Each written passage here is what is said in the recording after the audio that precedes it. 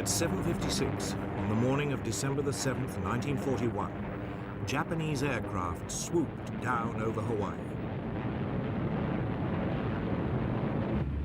Their target? The US Pacific Fleet at anchor in its base at Pearl Harbor.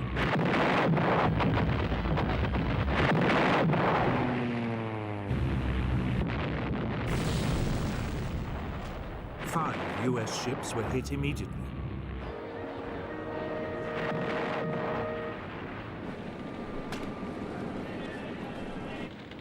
A few minutes later, more Japanese aircraft joined them.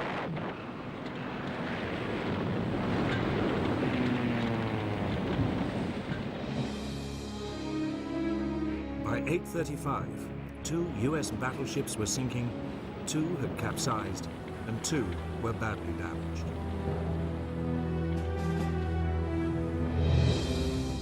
A 7th battleship, the Nevada, slipped her moorings and was heading out to sea when she too was caught and forced to beach.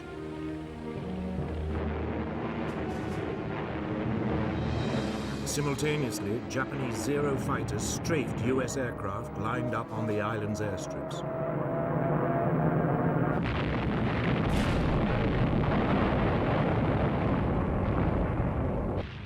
They also shot up nearby army barracks.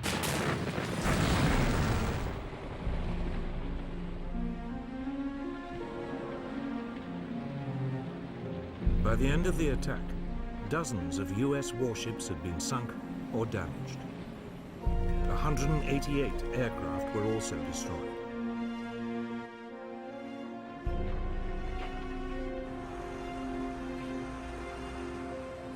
The next day, US President Franklin Roosevelt declared war on Japan. Since the unprovoked and dastardly attack by Japan on Sunday, December 7th, 1941, a state of war has existed between the United States and the Japanese Empire.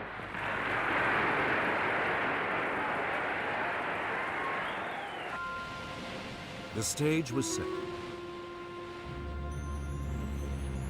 Could Japan knock out the United States with a swift blow before the huge might of America ground it down?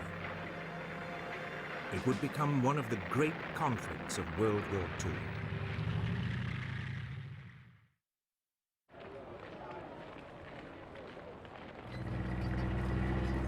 Japan's first steps towards war had come in August 1940. Capitalizing on France's defeat in Europe, it seized control of air bases in the north of the French colony of Indochina. It was looking for a quick and easy expansion of its empire.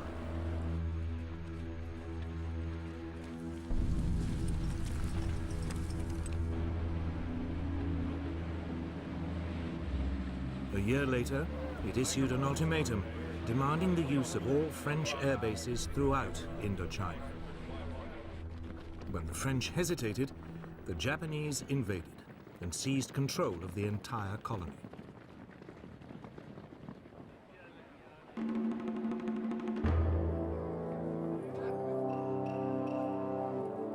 Japan felt the consequences almost immediately. The United States froze its overseas financial assets, effectively robbing the country of its ability to buy oil. Japan faced a choice: climb down and lose face, or seize more territory and up the stakes.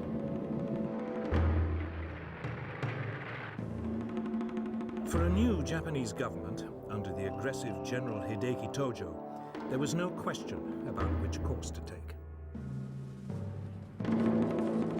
Japanese Army and Navy commanders were told to prepare for a swift war to occupy all the far eastern territories controlled by Britain, France, the Netherlands, and the United States. The country was expecting a swift victory.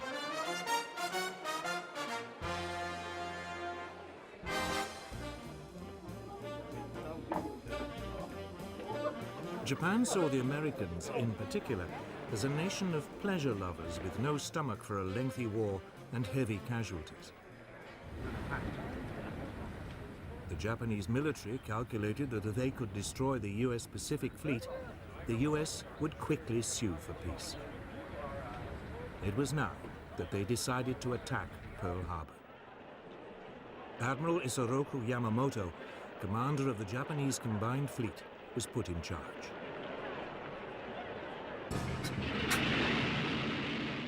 He had 10 battleships, 10 aircraft carriers, and the world's most advanced naval aircraft.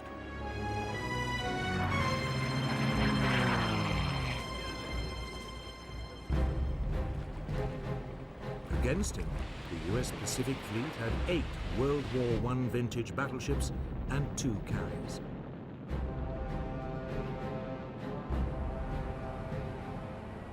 Yamamoto planned the attack with great care.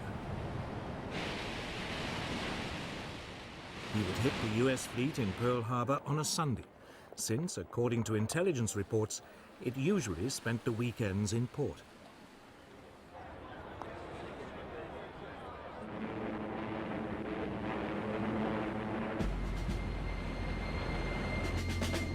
In total radio silence, the Japanese strike force gathered in Tankan Bay, in the northerly Kuril Islands.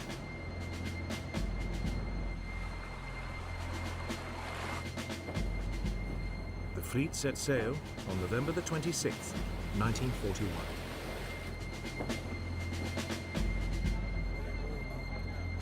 Meanwhile, as a decoy, Japanese negotiators arrived in Washington to discuss a possible Japanese withdrawal from China.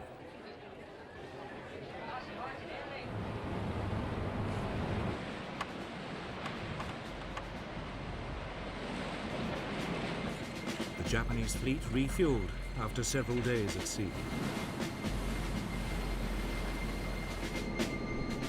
3 days later, it was off Hawaii. The Americans were still blissfully unaware that anything was wrong.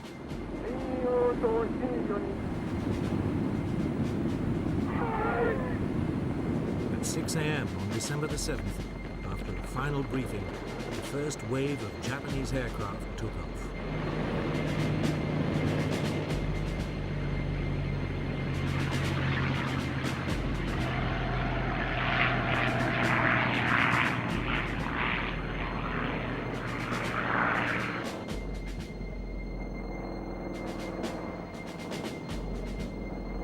As the Japanese aircraft dived into the attack, US personnel was still just stirring on a fine Sunday morning.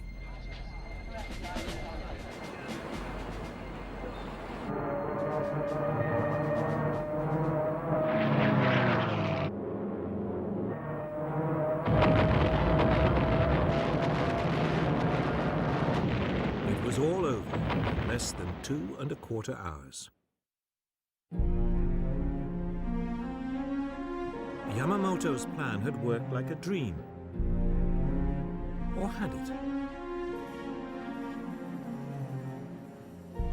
There was only one problem. The US fleet's 2 aircraft carriers had not been in Pearl Harbor at the time and had escaped the attack.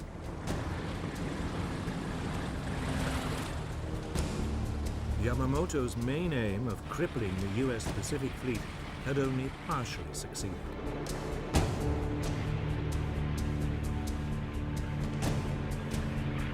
US naval air power in the region was still intact. But in the United States, there was shock and disbelief.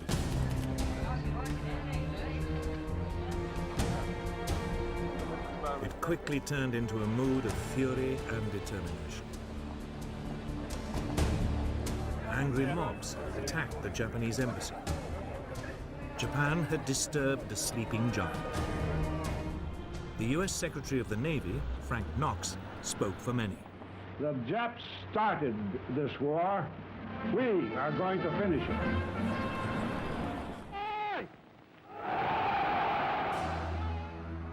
Yet before the US could mobilize its full strength, the Japanese were to inflict more humiliating defeats on the Western Allies.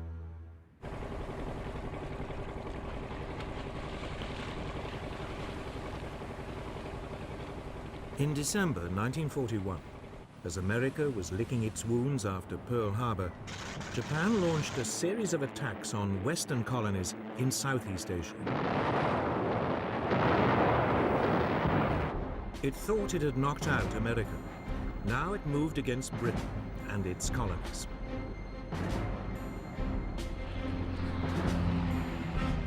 The first to be hit was Malaya, where a Japanese force came ashore in the northeast of the country.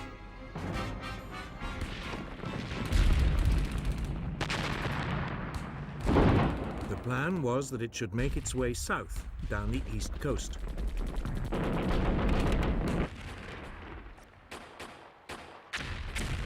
The invasion force was met by a contingent of British Indian troops. But after a day of fighting, they were brushed aside.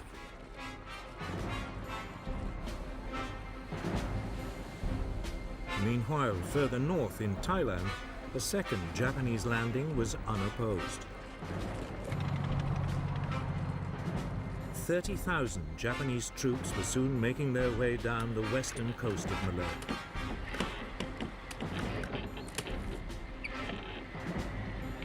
The target of the two groups, Singapore, the center of British military and political rule in the Far East.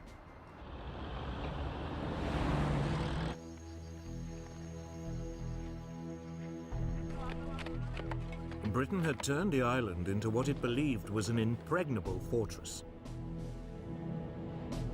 But all the guns pointed south, out to sea. The Japanese were approaching by land from the north.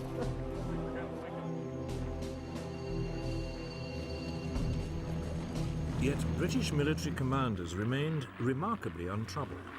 They didn't rate the Japanese as fighting men and believed the Malay jungle was, anyway, virtually impassable.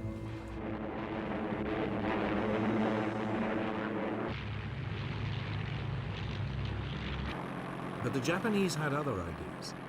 To soften up Singapore, they attacked the city from the air.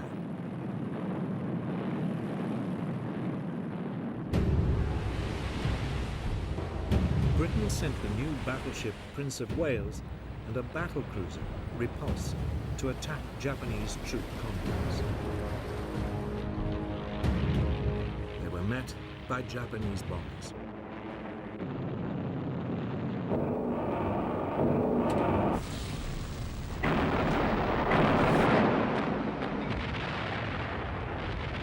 Both warships were sunk in less than 2 hours. Almost 1,000 of their crew were lost.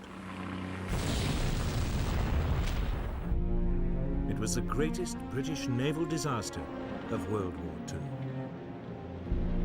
II. In an era of aircraft and aircraft carriers, it was now clear the battleship, for years the mainstay of the British Navy, had had its day.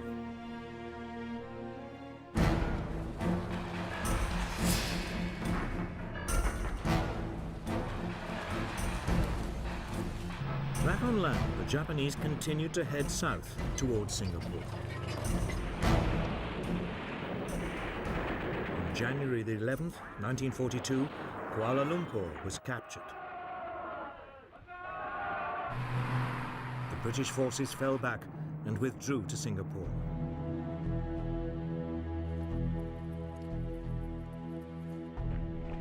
There were now about 100,000 British soldiers to defend it. They faced a force of only 30,000 Japanese.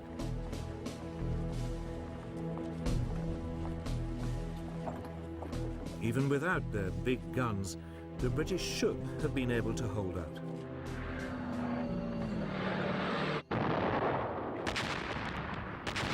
The Japanese launched an assault in early February. It was supported by more airstrikes.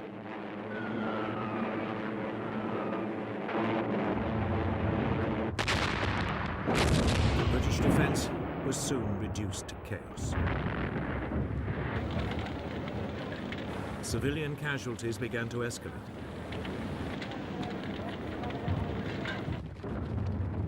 Four days later, the Japanese had pushed through the last of the British defensive lines.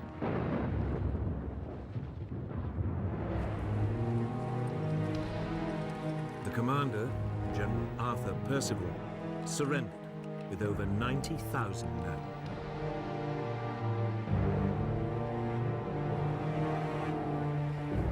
Never in the history of the British Army had a commander in charge of such a large force had to surrender, and to an enemy general whose force was outnumbered more than 3 to 1. Britain's 200-year-old power and prestige in the Far East had been wiped out in just 10 weeks. But it wasn't the only disaster.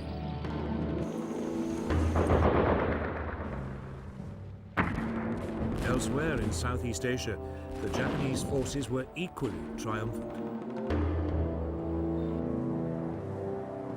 The British garrison in Hong Kong fought for 2 weeks before succumbing to a Japanese invasion.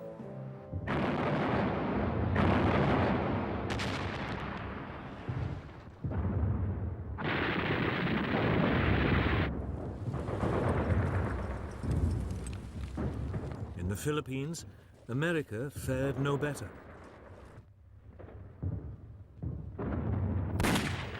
Here, a preemptive bombing raid caught large numbers of US aircraft neatly lined up at Clark Field.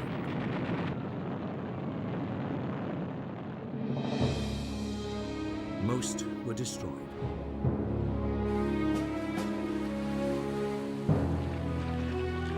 Two days later, with US air power virtually non-existent, Japanese troops began to land.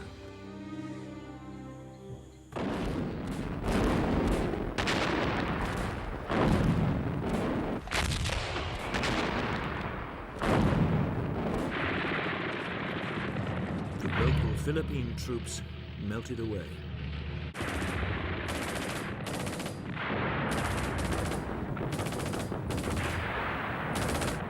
The Japanese advanced rapidly. 10 days later, Manila was captured.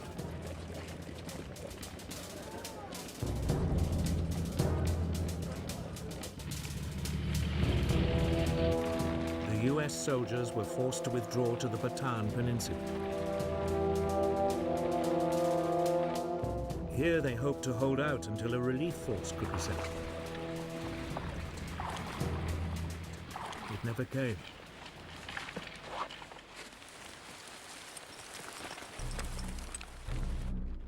On April 3rd, 1942, Japanese troops launched a major assault on US positions. After 4 days heavy fighting, they broke through.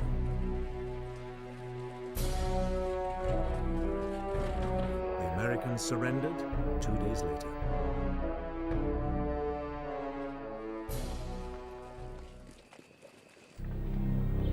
That left just one British colony in the region, Burma. In early 1942, Japanese forces pushed into the south of the country. The British defenses had been utterly neglected. There were only some 15,000 men defending the country. They were no match for the Japanese.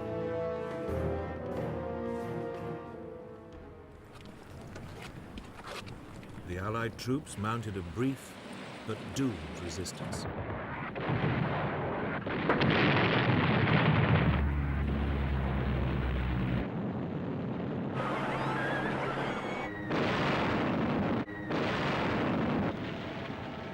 Less than 2 months after invading Burma, the Japanese had seized the capital, Rangoon. 8 weeks later, the British had been pushed entirely out of the country. In just under 6 months, the Japanese had seized control of the whole eastern rim of the Pacific. Their Oriental blitzkrieg had been swift and crushing. Yet already, there were warning signs that they were not as powerful as they appeared.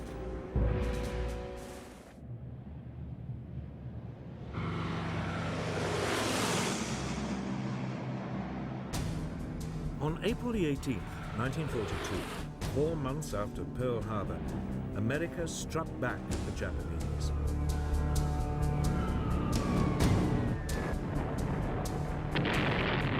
US bombers flying low over Tokyo dropped bombs on the city close to the Emperor's Palace. Others struck Yokohama, Kobe, and Nagoya. The raid, authorized by President Roosevelt himself, was daring in the extreme.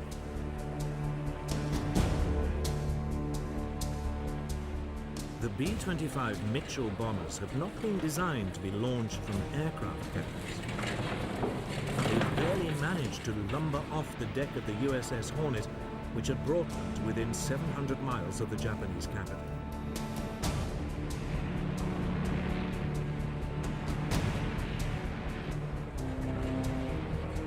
That didn't diminish their effectiveness in the air.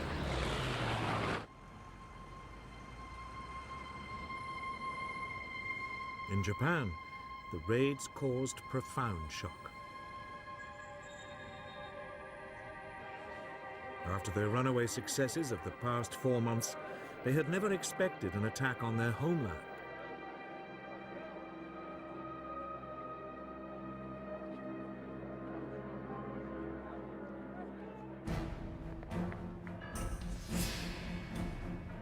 Japan's military planners now decided to extend the country's defenses. If they could seize additional strategic outposts in the Pacific, they could attack and destroy Allied forces before they even came close to the homeland.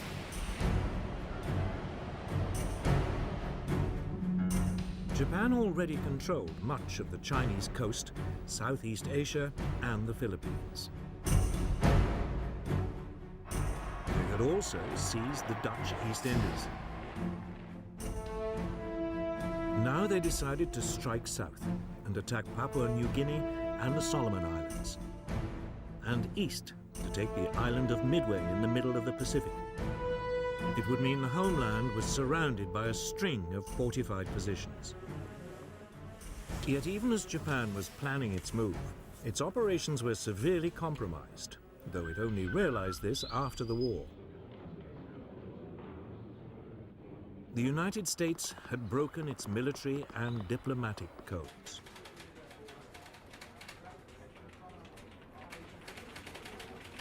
By spring 1942, the US Navy's code-breaking team in Hawaii was reading enough messages to give it a remarkably accurate insight into Japan's intentions.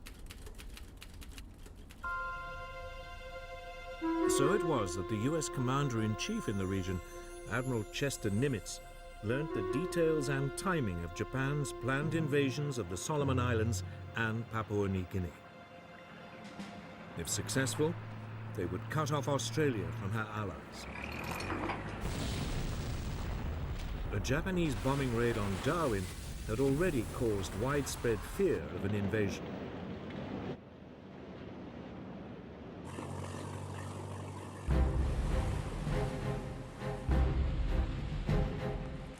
In early May 1942, the Japanese plan to widen its defensive perimeter was launched. They seized the Solomon Islands.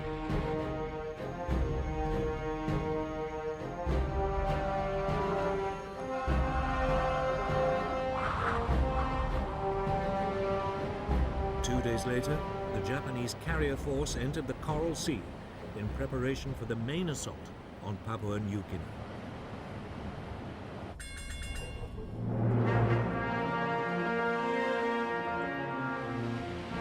But this time, the Americans had anticipated them. Admiral Nimitz had ordered 2 US aircraft carriers and a number of smaller warships into the area.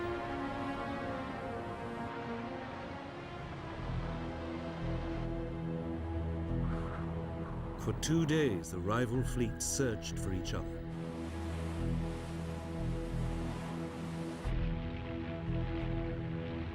Then, on May the 7th, US aircraft located and sank the Japanese carrier Shoho.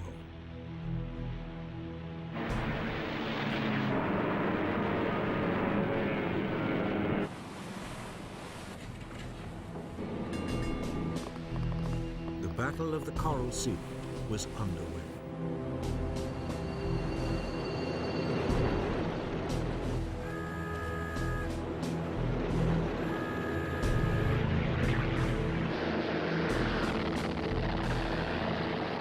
Early the following day, the Japanese responded, unleashing a hail of torpedoes and bombs.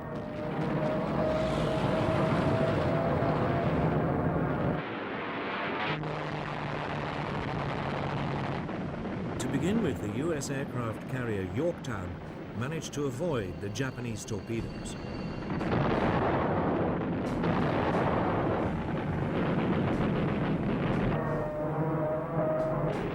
But then she took a bomb which penetrated 4 decks before exploding.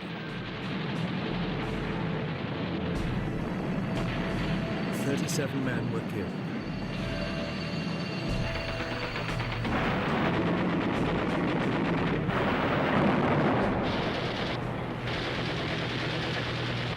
The larger and less maneuverable carrier, Lexington, was also hit by several bombs as well as 2 torpedoes.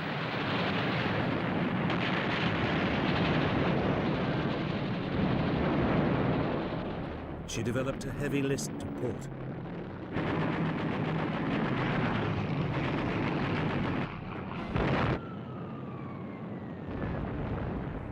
The Americans returned fire, attacking the Japanese carrier Shokaku.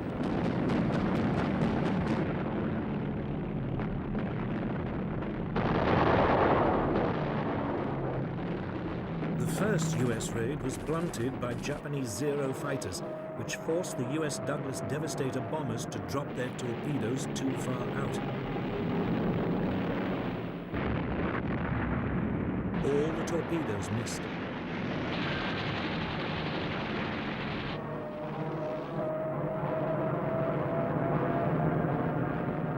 But a second wave of U.S. dive bombers struck home.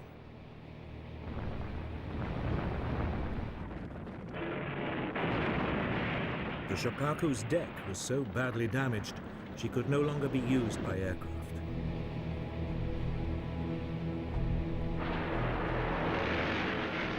After 2 days of fighting, the 2 forces finally disengaged. That evening, the Lexington, still afloat, suddenly erupted in a huge explosion.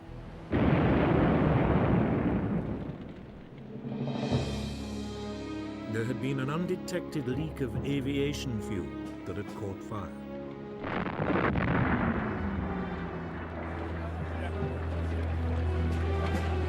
Amazingly, all but 215 of the nearly 3,000 men on board were rescued. Later that evening, an American torpedo scuttled the burning hull.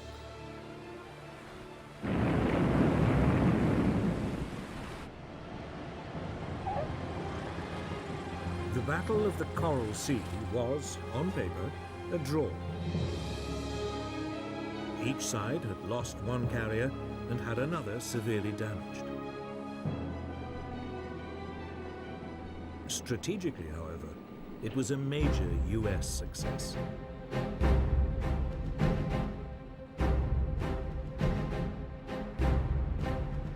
It had prevented the Japanese from seizing more territory, and it had stopped them from isolating Australia.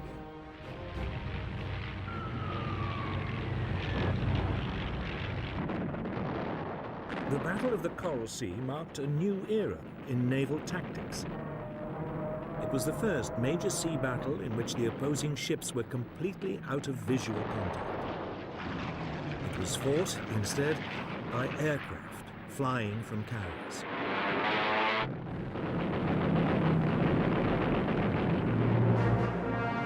It would soon become clear which side had adapted to the new form of naval conflict more successfully.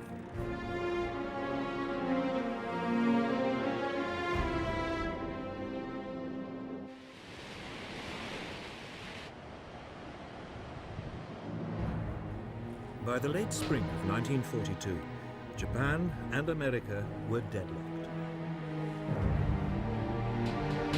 Japan needed a quick victory, if it was not to be ground down by the huge resources of the United States. In mid-May, it began its next move. US codebreakers reported Japanese plans for a new attack. It would be on Target AF, somewhere in the mid-Pacific.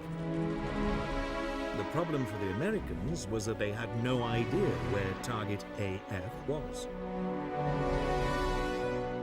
Could it be a reference to Midway Island near Hawaii?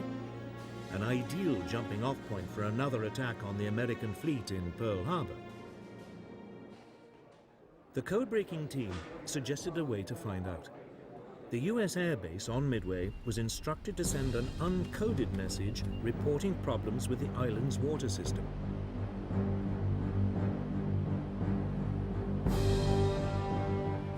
Almost immediately, the codebreakers intercepted a Japanese signal that Target AF was having water supply problems. Admiral Chester Nimitz now knew exactly where the enemy would strike.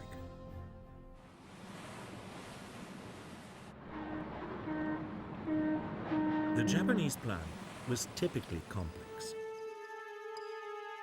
A diversionary attack on the Aleutian Islands in the North Pacific would draw away part of the US fleet, while Midway was seized by an occupation force.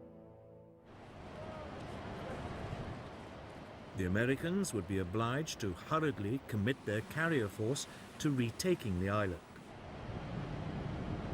There they would be annihilated by a huge Japanese naval presence, including 4 large aircraft carriers.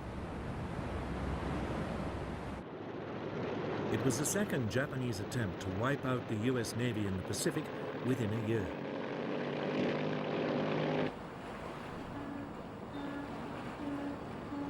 Forewarned, the American carriers left port and moved to a position where they could ambush the Japanese.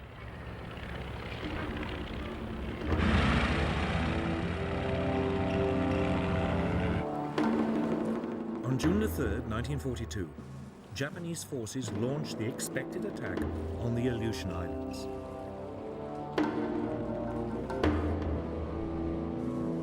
Nimitz didn't respond.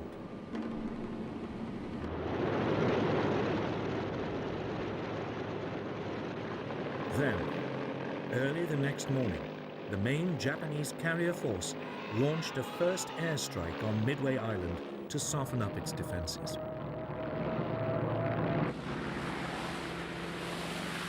US warplanes from the island intercepted them. Most were outdated Brewster Buffaloes and were easily shot down by the more agile Japanese Zero fighters.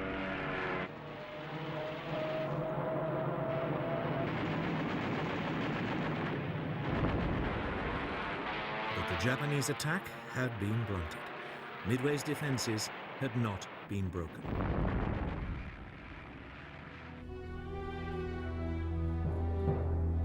The Japanese commander, Admiral Chuiki Nagumo, faced a difficult decision.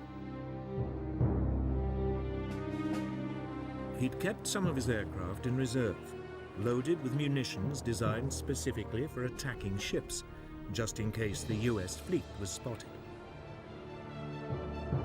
Should he now order this reserve to be stripped of its torpedoes and armor-piercing bombs and reloaded with high-explosive and fragmentation bombs for a second strike on Midway?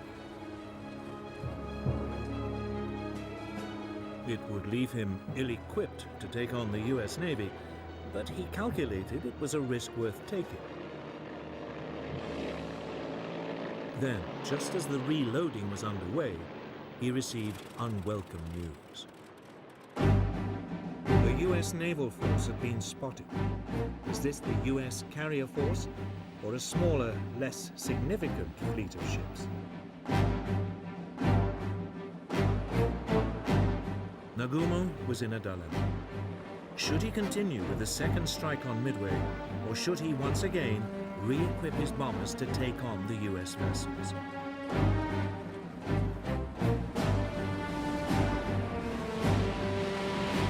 Nagumo decided to gamble. he would push ahead with the second strike on Midway. His hope was that when the bombers returned, there would still be time to rearm them to take on the US ships. Even as he weighed the odds, the Japanese carriers were attacked by US bombers.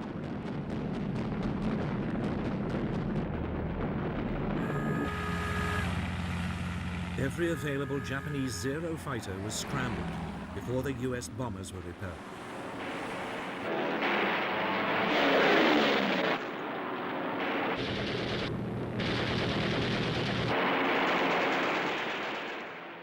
Then came another report from reconnaissance planes. The US force did indeed contain aircraft carriers. Nagumo was, once again, on the spot. His aircraft were halfway through reloading, but the US carriers were a much more important target. He took a second gun. He decided to change their weapons yet again to attack the US force. But while he did so, his ships would be sitting ducks. Almost immediately, they came under attack from low-flying US torpedo bombers. But they were old and slow and attacked without fighter support.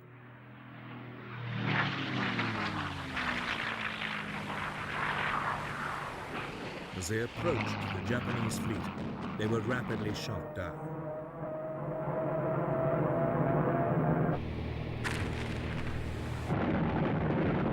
For a brief period, it looked as though Nagumo's gamble had paid off. Then, just as his bombers had been reloaded and were ready to take on the US carriers, disaster struck. US dive bombers, approaching unseen at high altitude, hurtled down on his ships. The Japanese were caught completely by surprise. Nagumo had gambled once too often and was now at the mercy of American aircraft. Within 5 minutes, the US dive bombers had reduced 3 of Japan's largest aircraft carriers to flaming wrecks. All would later sink.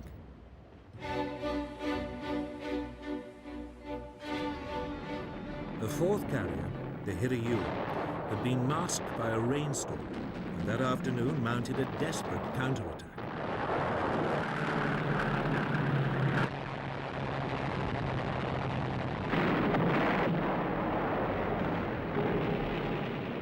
The US carrier Yorktown was severely damaged.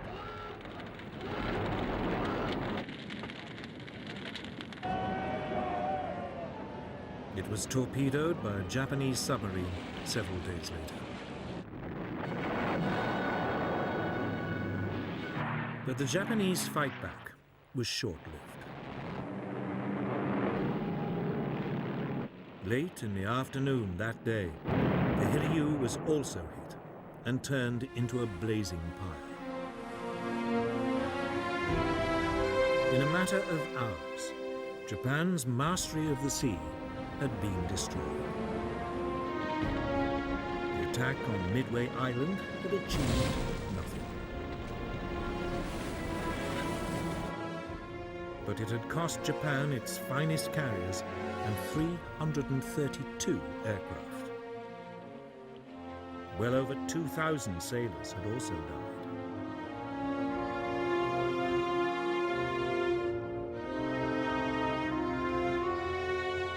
America now ruled the waves in the Pacific. Yet Japan was still undefeated on land and a powerful, threatening force in the air. In the coming months, it would try to maximize these advantages.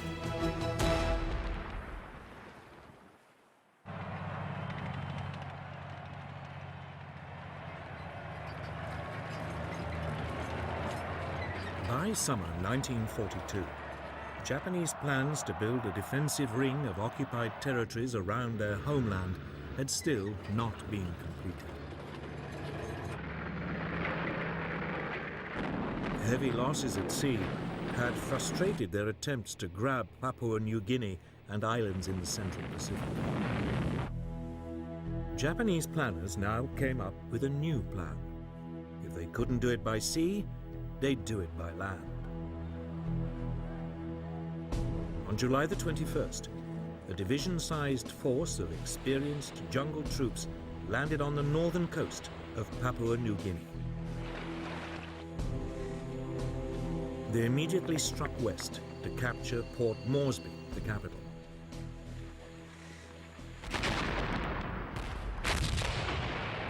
Progress was swift at first. The small Australian defence force was completely outnumbered.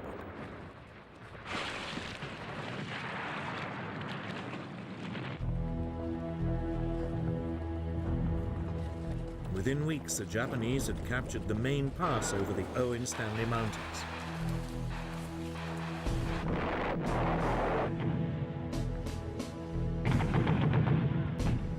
They then halted to await reinforcements before the final push on Port Moresby.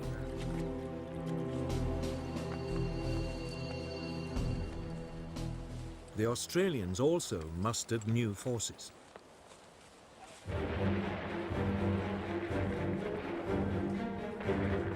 When the Japanese moved off again, they now met much stiffer resistance.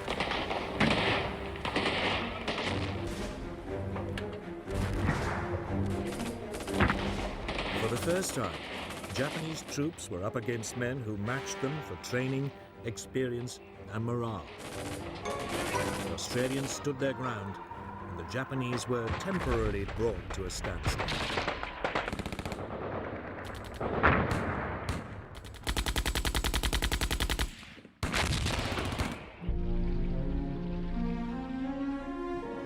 But conditions in the jungle were appalling. There was constant tropical rain.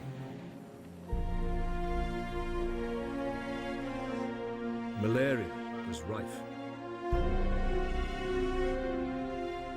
The Australians were eventually again forced to retreat.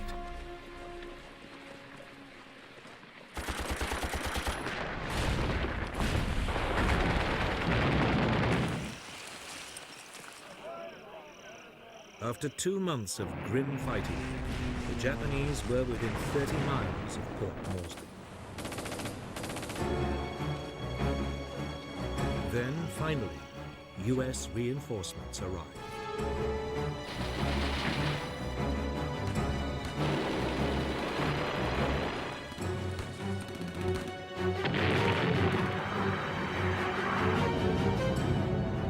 Through September and October, the Japanese were, in their turn, forced back.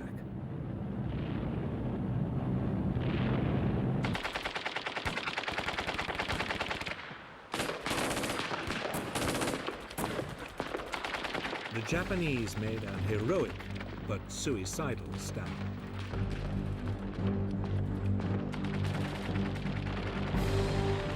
Many chose to die fighting rather than surrender.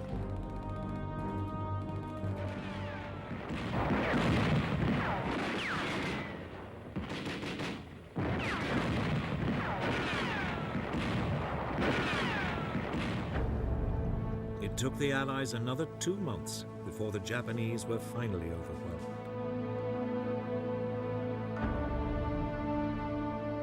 It had been a bloodbath.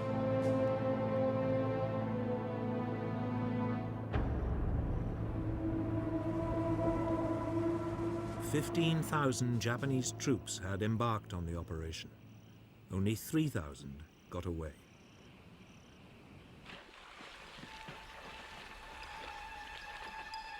The Japanese were in trouble. They'd lost at sea. They were now rapidly losing the initiative on land. American military might was asserting itself.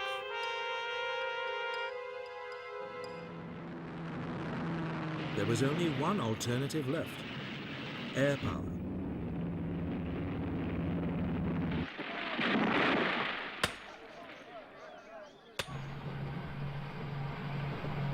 Through the summer of 1942, Japanese engineers began building a string of airstrips across the Pacific. One was on the island of Guadalcanal in the southern Solomon Islands. It was particularly well situated to threaten US convoys heading for Australia. It would become the focus of an epic battle.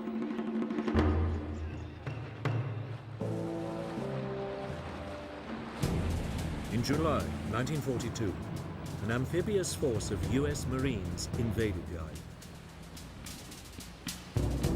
They landed without resistance.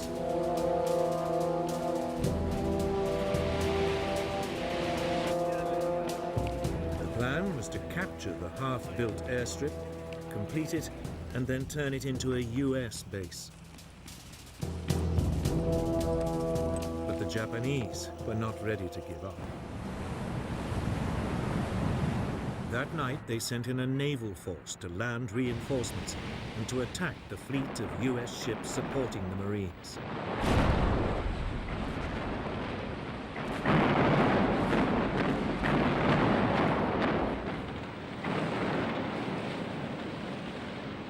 In a dazzling display of night fighting, the Japanese cruisers sank 4 Allied warships and drove the rest out to sea.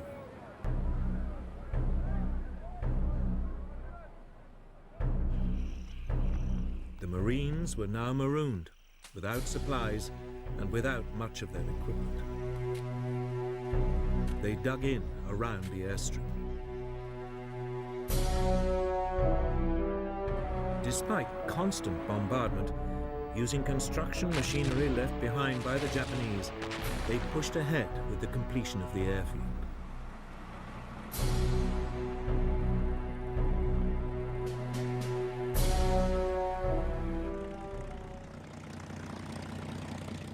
Two weeks later, a group of US Wildcat fighters and dauntless dive bombers flew in. They were not a moment too soon.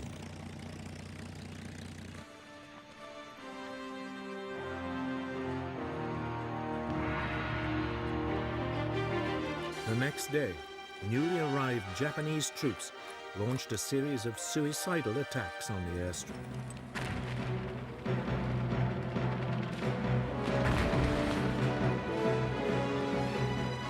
Over the following months, wave after wave of fanatical troops were thrown into the battle.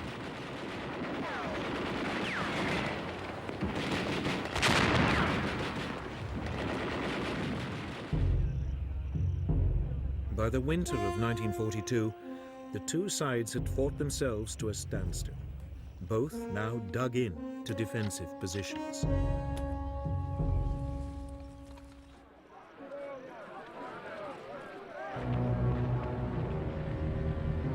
Then, in December, the exhausted US Marines were replaced by fresh troops.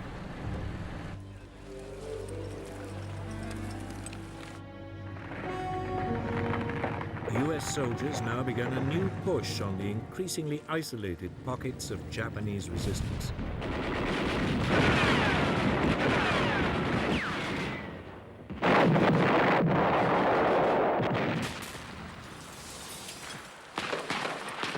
By early February 1943, the Americans had finally won control of Guadalcanal.